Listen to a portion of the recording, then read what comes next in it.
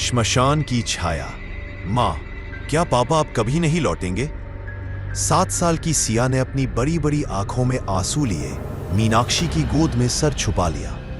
सामने चिता जल रही थी और लपटों के बीच समा गया था सिया का पिता, डॉक्टर अंशुमान, गांव के सबसे भरोसेमंद इंसान, जिन्होंने आधी रात को किसी बीमार की पुकार पर श्मशान के पास बने पुराने घर में इलाज के लिए जाना स्वीकार कर लिया था।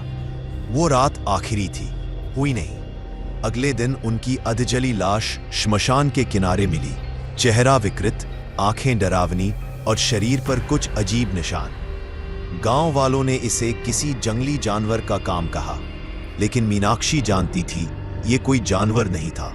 वो तांत्रिक निशान, वो राख और वो झाड़ियों में पड़ा नींबू, ये किसी इंसानी हाथ का काम नहीं था। डॉक्टर अंशुमान की मौत के तीसरे दिन गांव के बाहर खेतों में एक और लाश मिली। इस बार वह किशन था, वही जो डॉक्टर साहब के साथ गया था उस रात। शरीर की नसें उलझी हुई, आंखें बाहर निकली हुई और गर्दन पीछे से तोड़ी गई थी। उसके शरीर पर जले हुए कपड़े थे और चारों तरफ छिड़की गई थी सफेद राख। एक नींबू कील से उसके सीने में गड़ा था। गांव में खलबली मच गई। पंडित नारायण ने वही कहा जिसका सभी को डर था, वो फिर लौट आई है, डायन, श्मशान वाली। कोई अब रात को घर से बाहर नहीं निकलता। श्मशान के पास से हर दिन किसी न किसी को किसी अजीब सी आवाजें सुनाई देती, बच्चे के रोने की, औरत के चीखने की, या फिर झाड़ियों में कुछ रेंगने की। उस रात बिजली चली गई थी। मीनाक्षी मोमबत्ती जलाकर सिया को सुला रही थी। तभी अचानक कमरे में एक गंध फैलने लगी, सड़ी हुई मांस की गंध। फिर खिड़की अपने आप खुली। मीनाक्षी ने झांक कर देखा, सामने कोई खड़ी थी, साड़ी पहने, बाल बिखरे हुए और चेहरा जैसे अधा जला। लेकिन सिया ने जैसे ही उस औरत को देखा, उसके मुंह से निकला, मां।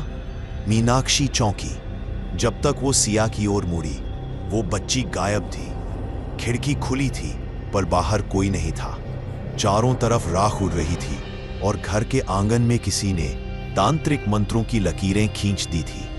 अगले दिन मीनाक्षी को मंदिर की सीढ़ियों पर पाया गया, खून से सनी, बाल बिखरे हुए और होश खो चुकी। उसके मुंह से बस एक ही बात निकल रही थी, उसने मेरी बेटी ले ली, मेरी बच्ची तंत्र की बलि बन गई। श्मशान की डायन ने उसे ले लिया।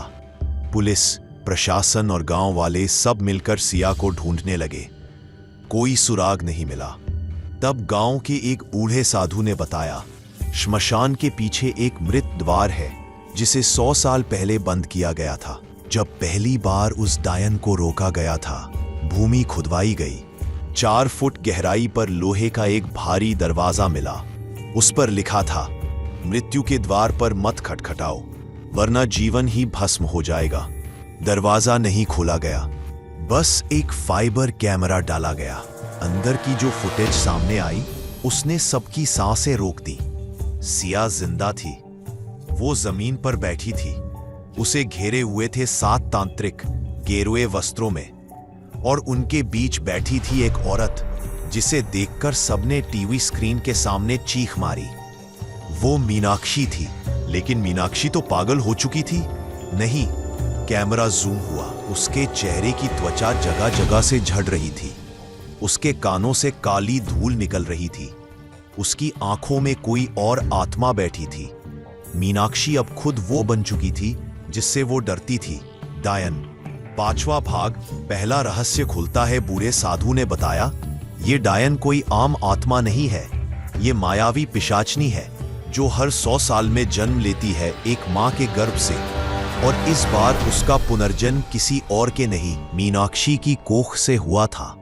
सिया केवल एक बच्ची नहीं है, वो जन्म वृत्त की चाबी है जिससे डायन पुनः अपना रूप प्राप्त करती है। लेकिन मीनाक्षी की बेटी में जन्मी, तो फिर मीनाक्षी डायन कैसे बन गई? और वो 7 तांत्रिक कौन थे जो इस अनुष्ठान को संचालित कर रहे थे? गांव का इतिहास अब खुलने वाला था। एक ऐसा इतिहास जिसमें सिर्फ आग, बलि, तंत्र और छल था। श्मशान के उस लोहे के दरवाजे के भीतर एक दीर्घ गुफा थी जहां समय ठहर गया था। सिया उस गुफा के बीचों बीच बैठी थी। उसके चारों ओर काले घाघरे और गेरुए वस्त्रों में लिपटे 7 तांत्रिक थे और उनके केंद्र में बैठी थी मीनाक्षी। पर अब वो मीनाक्षी नहीं थी। उसका चेहरा सूज गया था, आंखें बिना पलक झपकाए चमक रही थी और उसके होठों पर वो मुस्कान थी जिससे पत्थर भी कांप उठे। सिया बार बार बुदबुदा रही थी, माँ मुझे घर जाना है, माँ। लेकिन उसकी आवाज से गुफा की दीवारें कांप उठती और तभी एक औरत की हंसी गूंजती, गहरी, ठंडी और लहू की तरह बहती हुई। माँ अब कोई नहीं है, अब मैं हूं। वो हंसी सिया के अंदर उतर रही थी। पंडित नारायण और बूढ़ा साधु अब गांव की सबसे पुरानी लाइब्रेरी में पहुंचे, जहां 1872 से पहले की घटनाओं को एक लाल ग्रंथ में दर्ज किया गया था। उस ग्रंथ में लिखा था, साल 1821 में महाश्मशान अनुष्ठान में 8 तांत्रिकों ने एक मायावी आत्मा को बुलाया। वो आत्मा किसी मनुष्य की नहीं, परछाई की संतान थी, अंधकार की देवी जिसे अरण्या कहा गया। 7 तांत्रिकों ने अपने प्राण देकर उसे रोक लिया, लेकिन 8वां तांत्रिक बलिदान नहीं दिया। उसका नाम था रुद्राक्षनंद। वो अरण्या की पूजा करता रहा और हर 100 साल में पुनर्जन्म के लिए राह खोलता रहा। गांव वालों को बताया गया था कि रुद्राक्षनंद को मारा जा चुका है, लेकिन पंडित ने ग्रंथ की आखिरी लाइन पर उंगली रखी। 8वां तांत्रिक कभी मरा नहीं, उसने स्वयं को श्मशान में तंत्र से बांध लिया था। उस रात श्मशान के पास से निकल रही एक औरत, सावित्री, चीखते हुए दौड़ी गांव की ओर। उसके कपड़े फटे हुए थे, शरीर पर खून के निशान और उसकी आंखें सफेद हो चुकी थी। वो बस एक ही बात कह रही थी, वो जाग चुका है, 8वां तांत्रिक जाग चुका है, अब डायन अमर हो जाएगी। गांव में दहशत फैल गई। लोगों ने अपने बच्चों को मंदिर भेज दिया, लेकिन मंदिर के बाहर पंडित की लाश मिली, गले में जले हुए धागे और माथे पर 7 राख के तिलक। सिया को जब तांत्रिक मंत्रों के बीच बेहोशी छा गई, तभी एक प्राचीन चित्र उसके शरीर पर उभरने लगा। एक चक्र जो 7 दिशाओं में फैला था और उसके मध्य में एक नेत्र बना था। बूढ़े साधु ने वही चिन्ह लाल ग्रंथ में देखा था। उसने कहा, ये बालिका केवल मानव नहीं, ये विरुद्ध बीज है, वो चेतना जिसे तांत्रिक और दानवी शक्तियां दोनों ही पाना चाहती है।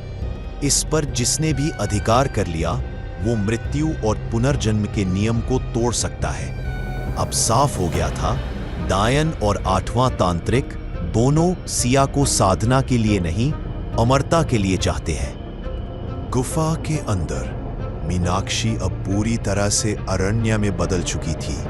उसके सिर के पीछे अग्नि की परछाई थी, उसके बाल हवा में लहर रहे थे और उसकी आंखें काली हो गई थीं। 7 तांत्रिक उसकी ओर झुक गए।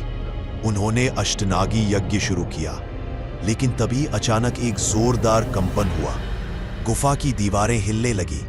किसी ने श्मशान के द्वार पर तंत्र विरोधी चिन्ह बना दिया था, जिससे अंदर की ऊर्जा डगमगाने लगी। डायन चीख पड़ी, रुद्राक्षनंद, किसने तुझे बुलाया? बाहर खड़ा था एक साया, लंबा स्याह वस्त्रों में लिपटा हुआ। उसकी आंखें जल रही थी। वो मुस्कुरा रहा था। मैं मरा नहीं था, मैं तो इंतजार कर रहा था 8वें अनुष्ठान का। गांव में बिजली चली गई, मंदिर की घंटियां अपने आप बजने लगी, नदी का पानी उल्टा बहने लगा और आसमान में चांद काला हो गया। अब तंत्र, मंत्र और मृत्यु का खेल शुरू हो चुका था। सिया अब केवल एक बच्ची नहीं, एक जीवित ग्रंथ बन चुकी थी और अरण्या को अमर होने से रोकने का एक ही तरीका बचा था, उसे पुसी की बेटी से हराना। गुफा के अंदर 7 तांत्रिकों ने जैसे ही 8वां यज्ञ शुरू किया, दीवारें खुद ही दरकने लगी।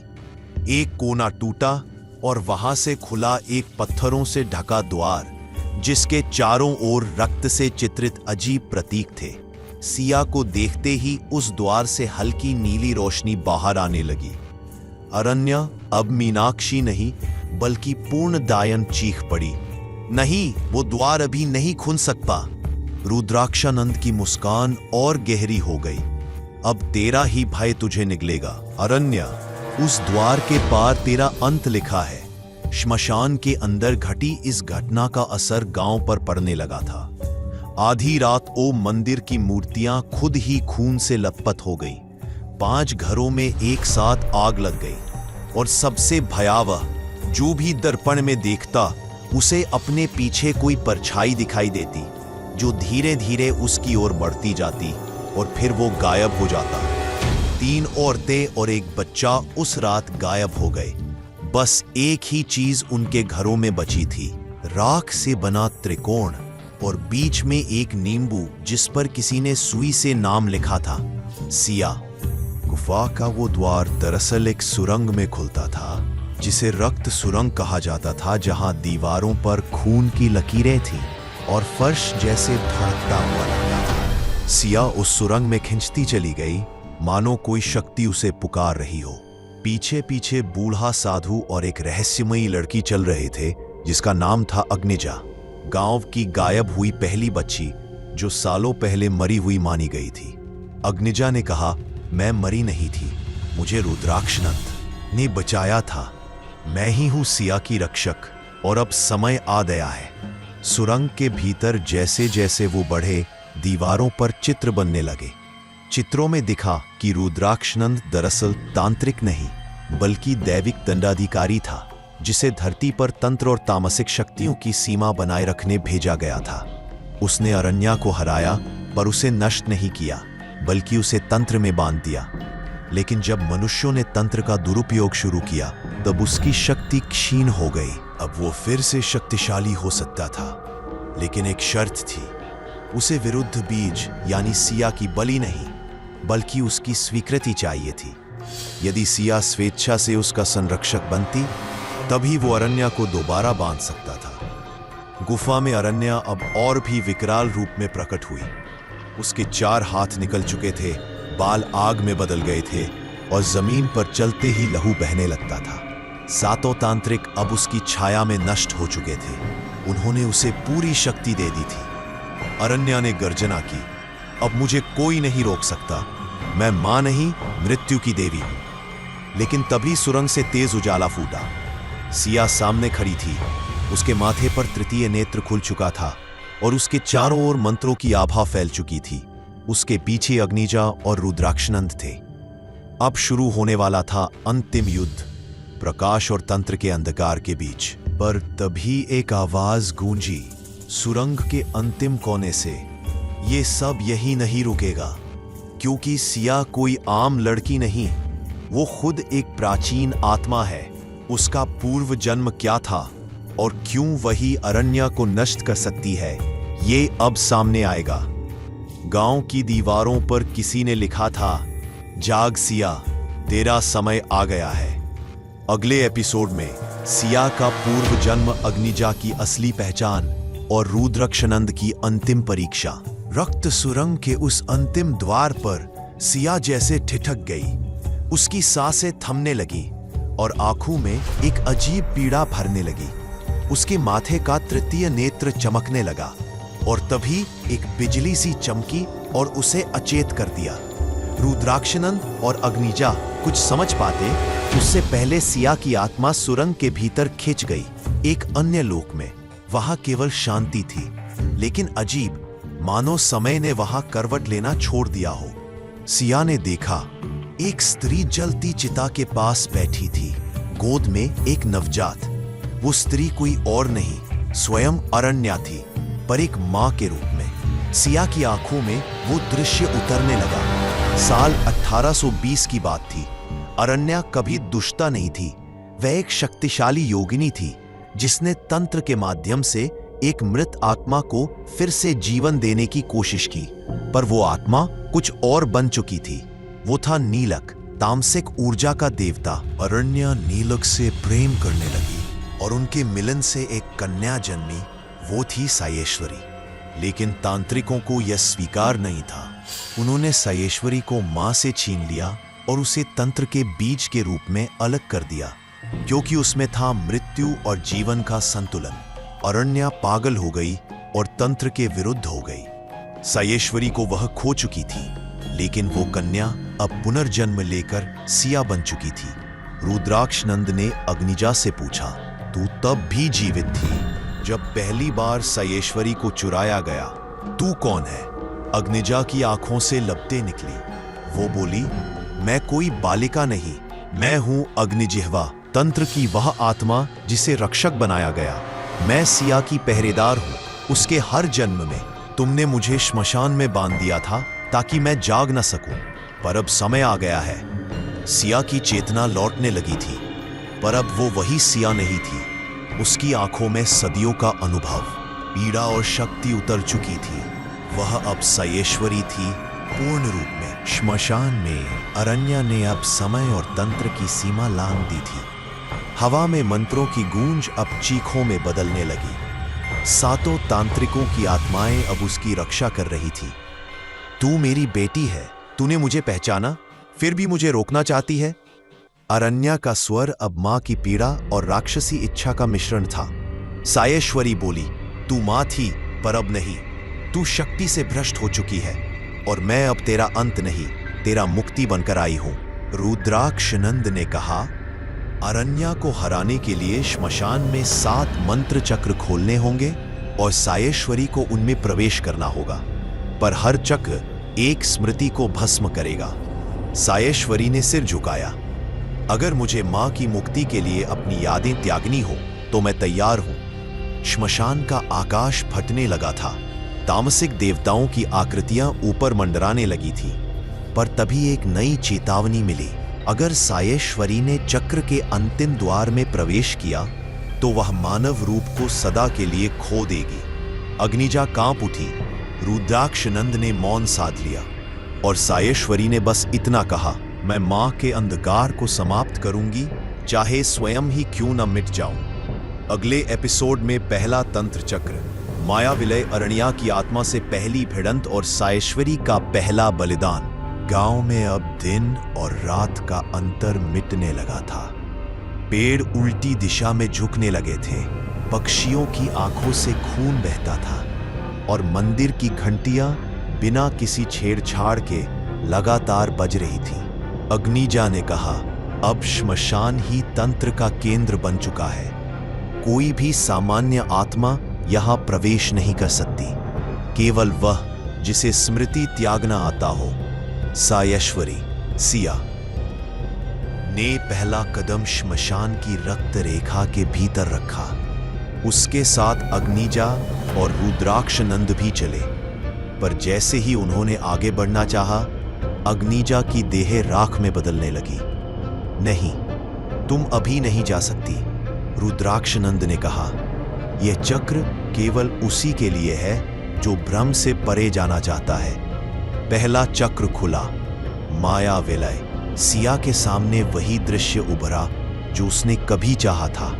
एक सामान्य जीवन, अपने माता पिता के साथ, कॉलेज, दोस्त, हंसी और प्रेम। वहां वह थी एक लड़के के साथ जिसका नाम था अर्णव। उसने पूछा, क्या ये मेरा भविष्य है? एक स्वर आया, नहीं, ये वह जीवन है जो तुमने त्यागा। अब यदि तू चाहती है तो यहीं रुक सकती है। माया तुम्हारे लिए द्वार खोल चुकी है। सायेश्वरी कांप उठी। ये दुनिया उसकी इच्छाओं से बनी थी, मगर ये असली नहीं थी। सायेश्वरी उस लड़के की ओर बढ़ी। अर्णव मुस्कुरा रहा था, वही जिसने कॉलेज में उसे पहली बार कविता सुनाई थी। पर जैसे ही उसने उसका हाथ थामा, उसका चेहरा बदलने लगा। आंखें काली हो गई, मुंह से काले सांप निकलने लगे। वो अर्णव नहीं था, वह था असुर माया, भ्रम का रक्षक। जो सत्य को छोड़ दे वह मेरा होता है, असुर बोला। सायेश्वरी पीछे हट गई, लेकिन तब तक उसके चारों ओर सभी दृश्य विकृत हो चुके थे। उसके माँ बाप की आंखें खाली थी और सब एक साथ बोलने लगे, मत जा सिया, हमें छोड़ मत दे। सायेश्वरी ने आंखें बंद की और मन में एक मंत्र उचारा, स्मृति विनाशाय नम। मंत्र के साथ उसके हाथ से एक दीपक प्रकट हुआ जिसमें उसकी पुरानी यादें थीं, स्कूल, अर्णव, उसका बचपन, माँ का झूला, और सब एक एक कर जलने लगे। अग्निजा दूर खड़ी देख रही थी, उसकी आंखों से आंसू बह रहे थे। सायेश्वरी ने पहला चक्र पार कर लिया था, पर उसके भीतर अब एक शून्य घर कर चुका था जिसे कोई मानव नहीं भर सकता था। अरण्या ने यह सब देखा।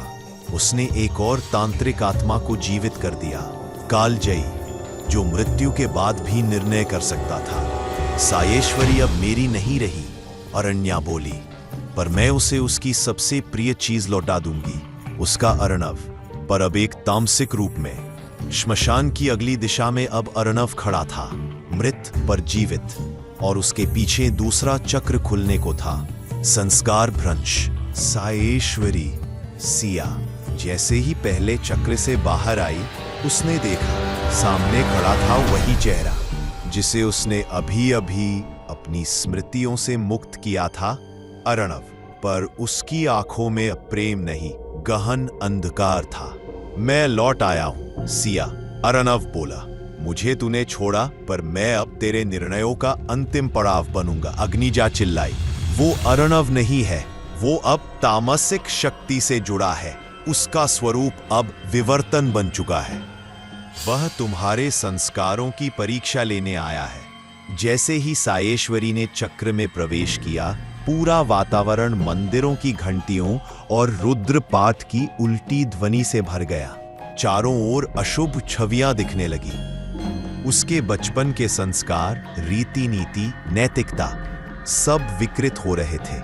उसके सामने दृश्य आया, वह एक संत के पास खड़ी थी जिसने उसे कहा था हमेशा सत्य बोलना।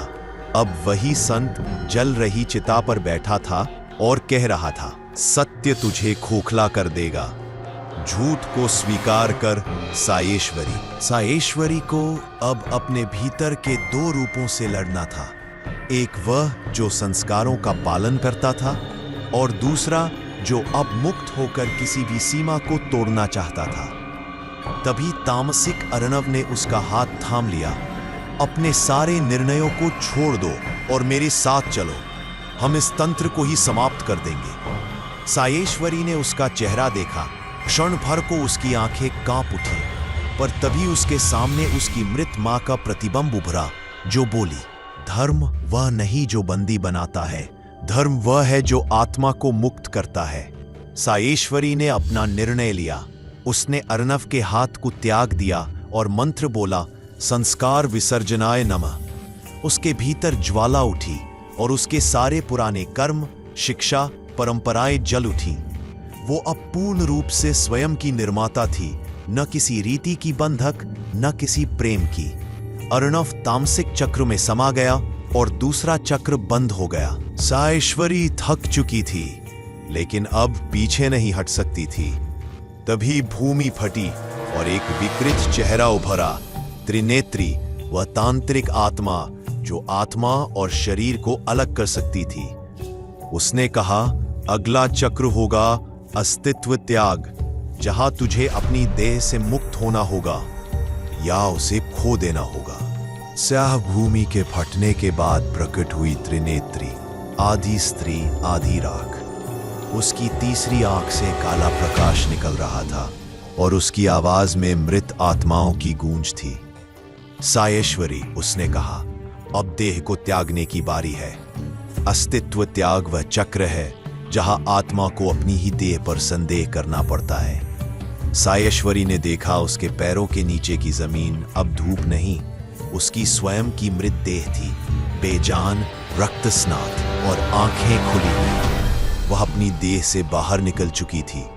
अब सामने खड़ी थी उसकी ही देह, लेकिन उसमें त्रिनेत्री की चेतना समा चुकी थी। अब तू कौन है? देह ने पूछा। सायेश्वरी बोली, मैं आत्मा हूं। त्रिनेत्री ने देह को जीवित कर दिया। अब वह चल रही थी, बोल रही थी और सायेश्वरी को चुनौती दे रही थी। यदि तू अपनी देह से श्रेष्ठ है तो उसे परास्त कर, यदि हार गई तू विस्मृत हो जाएगी जैसे कभी थी ही नहीं। युद्ध शुरू हुआ आत्मा और शरीर के बीच। देह ने मंत्रों से वार किए, दुख स्मृति ज्वाला, काम विकार वेद, स्वार्थ छाया। साईश्वरी ने आत्मबल से उत्तर दी, निस्वार्थ ज्योति, मौन प्रकाश और अंततः त्याग बीज मंत्र। साईश्वरी की आत्मा थक चुकी थी, पर अंत में उसने वह किया जिसकी त्रिनेत्री ने कल्पना भी नहीं की थी।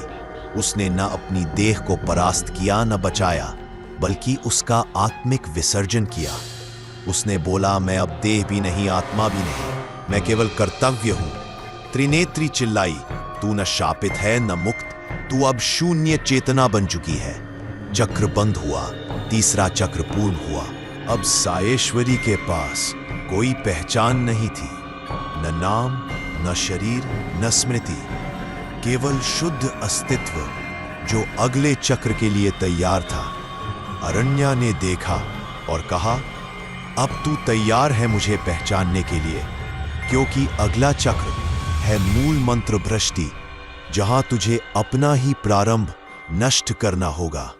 अब सायेश्वरी कोई नहीं थी, न स्त्री न आत्मा न देह। वो एक ऐसी चेतना बन चुकी थी जो समय, स्मृति और संबंध से परे थी। उसे एक आवाज सुनाई दी, न शब्दों में न ध्वनि में, बल्कि ब्रह्म की नब्ज से। तू अब मूल मंत्र भ्रष्ट के चक्र में प्रवेश कर चुकी है। साईश्वरी की चेतना ने देखा, आकाश में अरण्या खड़ी थी, अपने मस्तक पर तांत्रिक ग्रंथ का प्रतीक निग्रह लिपि, और उसके चारों ओर घूम रहे थे प्राचीन मंत्रों के अपवर्तित रूप। मंत्र प्रकट हुआ, ओम अयम ब्रह्मा। सायेश्वरी ने इसे पढ़ा, पर पढ़ते ही आकाश फट गया। अरण्या हंसी, यह वह मंत्र नहीं जो सृष्टि रचता है, यह वह मंत्र है जो सृष्टि को अपने ही जाल में फंसाता है। यह भ्रष्ट मूल मंत्र है और इसका उच्चारण तेरे अस्तित्व को मिटा सकता है। सायेश्वरी ने देखा, एक बालिका उसकी ओर आ रही थी जो बिल्कुल उसकी तरह दिखती थी, पर वह रो रही थी और कह रही थी, तू मुझे क्यों मिटा रही है? वह सायेश्वरी ही थी, उसका प्रारंभ, उसका पहला विचार, पहला भय, पहली लालसा। सायेश्वरी के आगे विकल्प थे, या तो वह मूल मंत्र को ग्रहण करे और अपने पूर्व जन्म के भय, अभिलाषा और दोषों को नष्ट करे, या उसे छोड़ दे और भ्रम में जीती रहे। सायेश्वरी ने दोनों हाथ फैलाए और बालिका को गले लगा लिया, पर जैसे ही उसने ऐसा किया, बालिका के शरीर से धुआं उठा। उसके रूप में छिपा था आदिशाप। अरण्या चिल्लाई, तूने अपने प्रारंभ को ही नष्ट कर दिया, अब तेरा कोई इतिहास नहीं बचा। सायेश्वरी मौन रही। जैसे ही मूल मंत्र नष्ट हुआ, एक नई भाषा प्रकट हुई, नाद लिपि, जिसमें केवल चेतना बात कर सकती थी। सायेश्वरी अब उसे पढ़ सकती थी।